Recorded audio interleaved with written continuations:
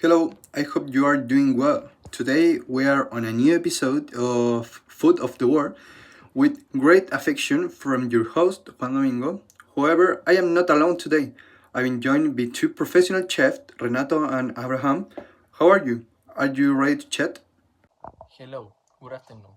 Thank you very much for the invitation. I am very happy to be here with you. Hello, it's great to be here. Exit about we are going to talk about today.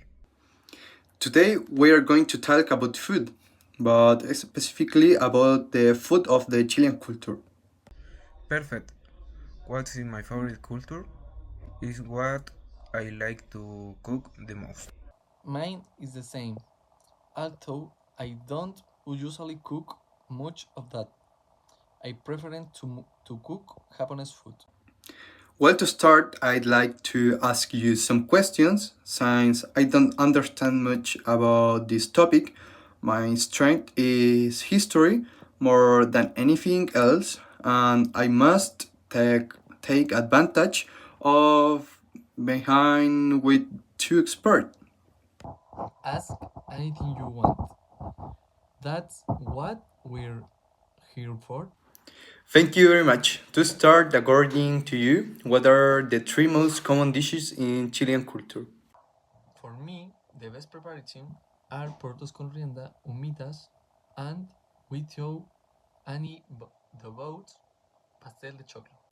I agree with you, but you are missing on the most important ones, which the cazuela, but this with meat, vegetables, and broth in the best. I am from Spain, so I haven't tried the dishes they mentioned, but I think I must do that, and the one that sounds best is cazuela. It will be the first one I try.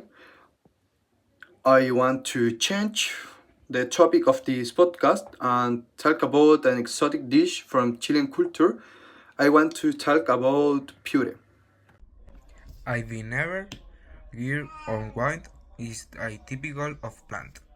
I think I once worked with that type of food.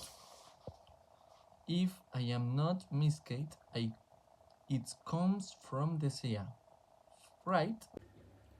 That's right, gentlemen. The puree is one of the most exotic dishes in Chilean culture.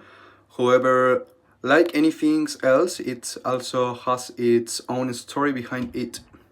What is the wish to dish what the Chileans stole from the Peruvians? No, in a fact, this food has come from the Chilean coast since pre-Hispanic times and was fundamental in the diet of the indigenous peoples, specifically the Mapuches. And because it is considered exotic, if it is sea food, any other. It's because in history the pure never excelled much in place far from the coast, so the best place to find it is there. Well, gentlemen, we're nearing the end of this spectacular podcast. Thank you for all the time you spent here talking about exotic food from Chilean culture. We'll see you in the next episode of the Food of the World podcast. Goodbye.